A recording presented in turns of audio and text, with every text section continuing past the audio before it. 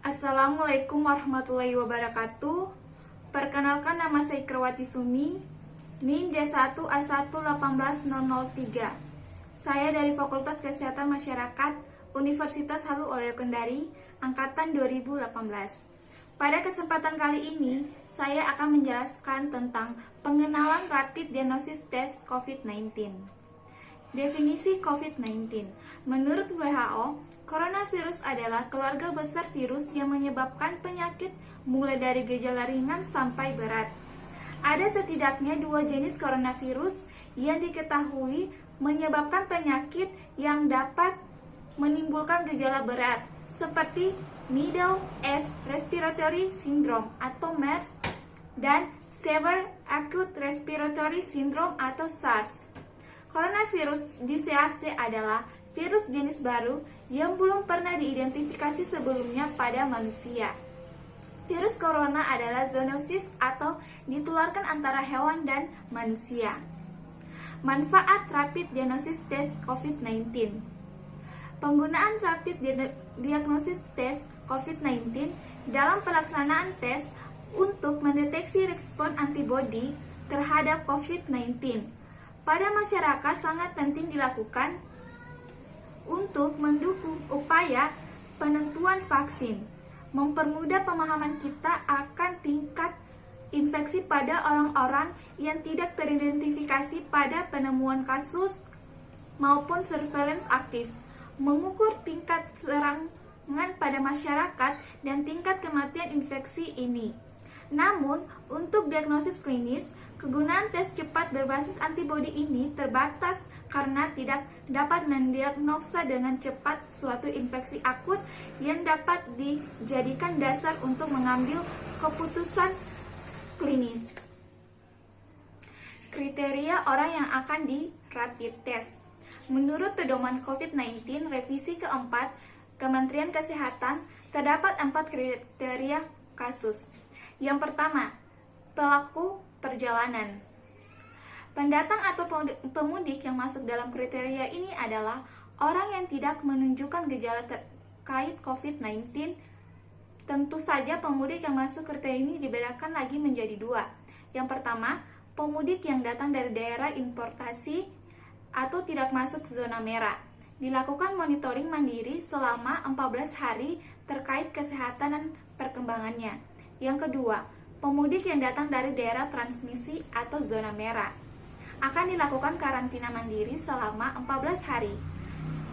Kriteria yang kedua, orang tanpa gejala atau OTG. Orang yang masuk kriteria ini biasanya pernah melakukan kontak dengan pasien konfirmasi COVID-19, dapat diketahui dengan melakukan pengambilan spesimen dengan rapid test atau swab test.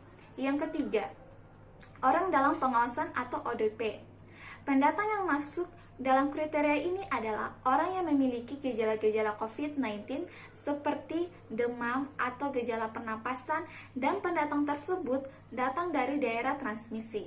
Yang keempat, pasien dalam pengawasan atau PDP. Pendatang yang berasal dari daerah transmisi dan atau pernah kontak dengan pasien positif COVID-19 disertai infeksi saluran pernapasan berat atau pneumonia ringan sampai berat. Alat dan bahan pemeriksaan rapid diagnosis test dan alat pelindung diri COVID-19. Alat yang digunakan yaitu rapid test, sarung tangan, masker, stopwatch, jarum steril, tabung khusus. Adapun alat pelindung diri yaitu handscoon, masker bedah, masker N95, pelindung mata, baju hamzat, penutup kepala dan sepatu pelindung. Adapun bahan yang digunakan yaitu berupa darah, alkohol, larutan, buffer, dan kapas. Tata laksana atau tahapan pemeriksaan COVID-19. Yang pertama, tenaga medis akan membersihkan area pengambilan darah dengan cairan antiseptik untuk membunuh kuman dan mencegah infeksi. Yang kedua, lengan atas akan diikat dengan menggunakan perban elastis agar darah dapat terkumpul dan pembuluh darah vena lebih mudah ditemukan.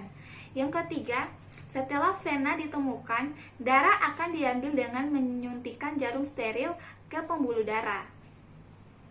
Yang keempat, ketika jumlah darah sudah cukup, jarum akan dilepas dan bagian yang disuntik akan ditutup dengan perban. Yang kelima, diteteskan sampel darah yang telah diambil pada rapid diagnosis test.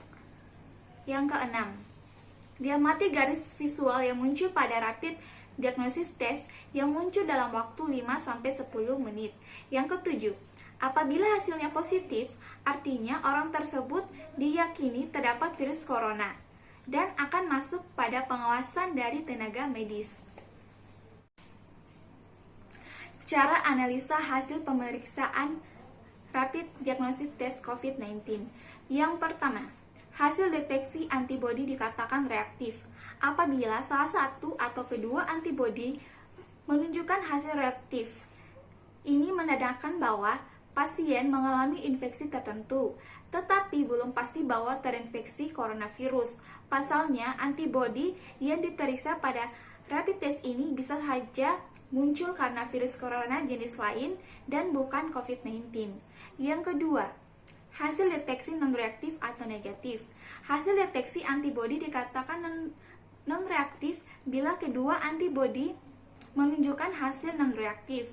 Ini berarti pasien tidak sedang mengalami infeksi. Pemeriksaan rapid test corona perlu diulang sekali lagi pada 7-10 hari kemudian dan biasanya juga disarankan untuk melakukan isolasi mandiri di rumah meski merasa sehat. Yang ketiga, hasil negatif palsu.